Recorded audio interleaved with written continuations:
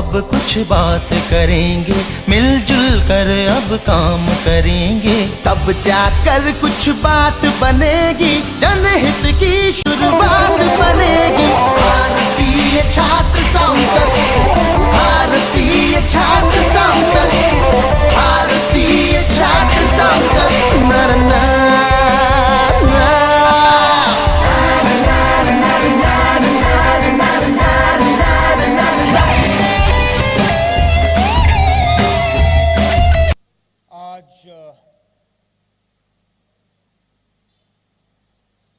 मैं ज़रूर ये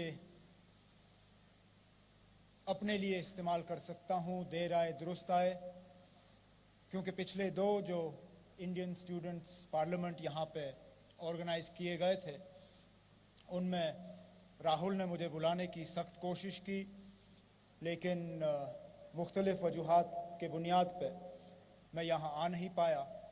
आज आखिरकार मैं अपने आप को आप सबके दरमियान पाता हूँ और इसके लिए अपने आप को खुशकिस्मत समझता हूँ, क्योंकि बहुत कम ऐसे मौके मिलते हैं जब हम जैसे लोग जो मुल्क के एक दूर दराज कोने में रहने वाले लोग हैं, हमें इस तरह मुल्क के बाकी कोनों से आए हुए बच्चों, स्टूडेंट्स को इस तरह आपसे रूबरू होने का जो है मौका हासिल होता है। सियासत, उससे नफरत ना करें, उसमें शामिल हो जाइए। यही आज का जो विषय है, आज का जो टॉपिक है, वो हमें दिया गया है। और सियासत से नफरत करना बहुत आसान है। आज रविशंकर प्रसाद जी या मेरे लिए यहाँ पे आना, इस चीज़ को जानते हुए कि मुल्क में सियासतदानों से ज़्यादा लोग और किसी से नफरत नहीं करते, शायद इतना आसान नहीं होता है। हम यहाँ जब खड़े हो जाते हैं तो कुछ हद तक हमारे घुटने जो हैं हिलते हैं कि पता नहीं यहाँ से जो है इस तरफ से रिस्पांस जो है हमें क्या मिलने जा रहा है, क्योंकि मुल्क के मुख्तलिफ कोनों में आज सबसे ज़्यादा जो है सियासतदानों को नफ़रत की नज़र से देखा जाता है और उनसे नफ़रत किया जाता है।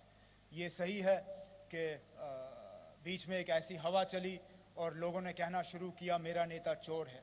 इस चीज़ को जानते हुए कि शायद हर नेता चोर नहीं है, लेकिन एक ही ब्रश से जो है सब पे रंग लगा और कहा गया कि हर नेता जो है वो चोर है।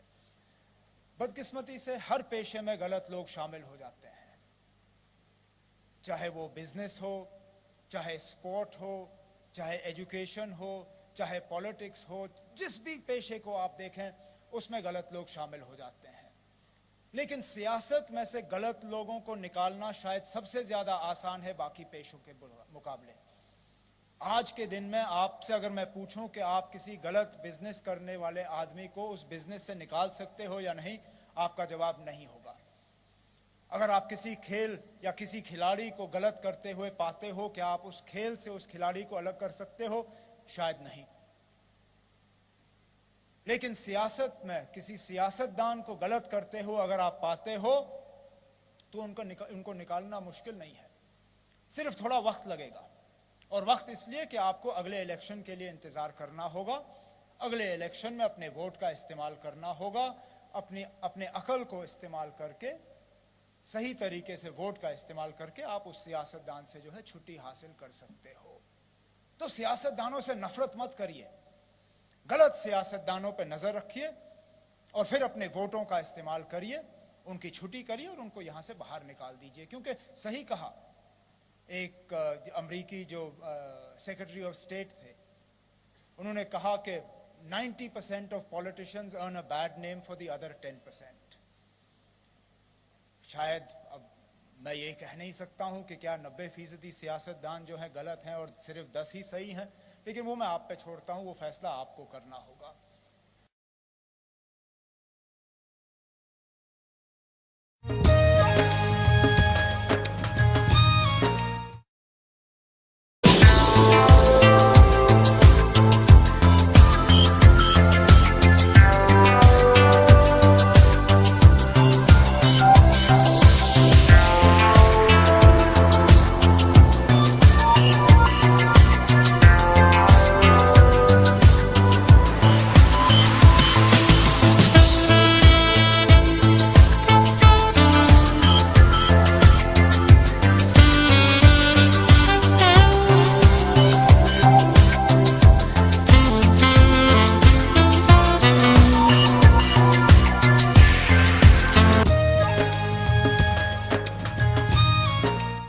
friend and the very distinguished Chief Minister of Jammu and Kashmir, Omar Abdullah, Shri Karad, my very young friends present here, Namaste. I'm very excited. A member of Indian Parliament is talking to the student parliament. What a great experience. Rahul Karad was after me for the last 3 years to come and address all of you.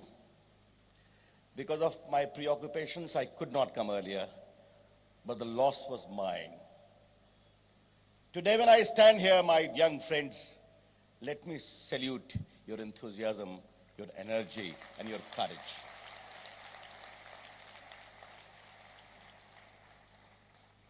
मेरे सामने जो ये युवा भारत है, इसकी ऊर्जा मैं समझता हूं और मैं ये नहीं मानता कि देश का युवक कल का नागरिक है, वो हिंदुस्तान के आज का है। जैसा बताया गया, इस देश की 50% आबादी 25 से कम है, 65% आबादी 35 साल से कम है। अपने सभ्यता और संस्कृति के मूल्यों से अनुप्राणित ये भारत युवा भारत है। इस हिंदुस्तान को आपको बनाना है।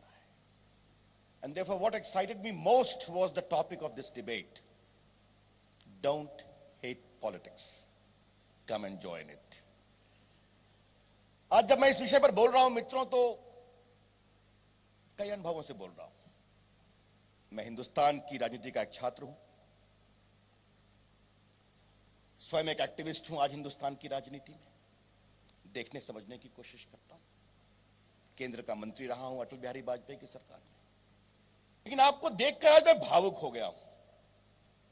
मुझे अपने छात्र दिनों की याद आ रही है, जब बिहार में लोकनायक जयप्रकाश जी के आंदोलन में हमने एक नए हिंदुस्तान का सपना देखा था। आंदोलन किया था, लाठी खाई थी, महीनों जेल में रहे थे। और यहां कई छात्र संघ के प्रतिनिधि हैं, तो आपको एक बहुत रोचक बात बताना चाहता हूं। मैं स्कूल से निकला था, कॉलेज में दाखिला हुआ था, इलेक्शन लड़ गया, पटना यूनिवर्सिटी स्टूडेंट्स यूनियन। 3 लोग जीते स्टूडेंट्स के वोट से।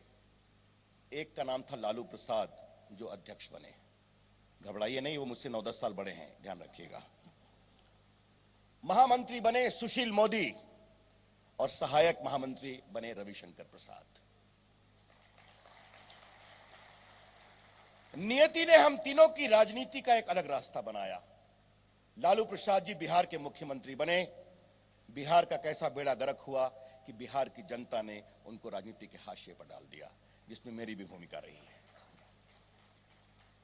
सुशील मोदी बिहार के उप मुख्यमंत्री हैं और रविशंकर प्रसाद 13 वर्षों से एमपी हैं, भारत सरकार के मंत्री रहे हैं, भाजपा के राष्ट्रीय महामंत्री मुख्य प्रवक्ता हैं और राज्यसभा में विपक्ष के उपनेता हैं।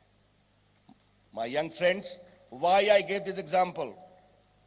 I see in all of you future leaders of India who can become chief ministers, who can become central ministers, who can become members of parliament. But for that, stop hating politics. That's most important. And there is indeed a reason for this, friends. When India became free, our founding fathers were great people. They consciously chose democracy, parliamentary democracy, and gave the right of vote to each Indian, male or female, literate or illiterate, able or disabled, living in any part of India. लोग थे कहते थे हिंदुस्तान टूट जाएगा, एक नहीं रहेगा। आज 65 साल हो गए, हिंदुस्तान का लोकतंत्र मजबूत है, हिंदुस्तान के लोग की आवाज मजबूत है। कभी कभी हिंदुस्तानी ज्यादा बोलते हैं, वो तो हिंदुस्तान की अपनी एक शख्सियत है। It is a noisy vibrant democracy. और दोस्तों, आज मैं आपको एक बहुत महत्वपूर्ण बात बताना चाहता हूं। हिंदुस्तान के लोकतंत्र में 3 बातें बहुत स्पष्ट है। नंबर 1, हिंदुस्तान में अब कोई मिलिट्री कू नहीं होगा।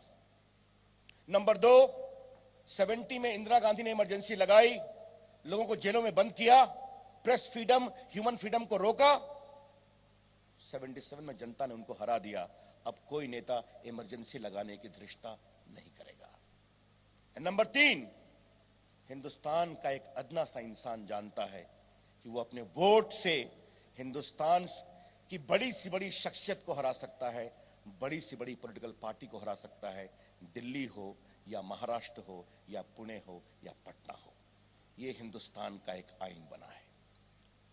Are you willing to accept that India will be governed by democracy, by political parties, by political process, by elections? And as Churchill said, democracy may be the worst form of government, but the best available, which the human mind has thought for itself.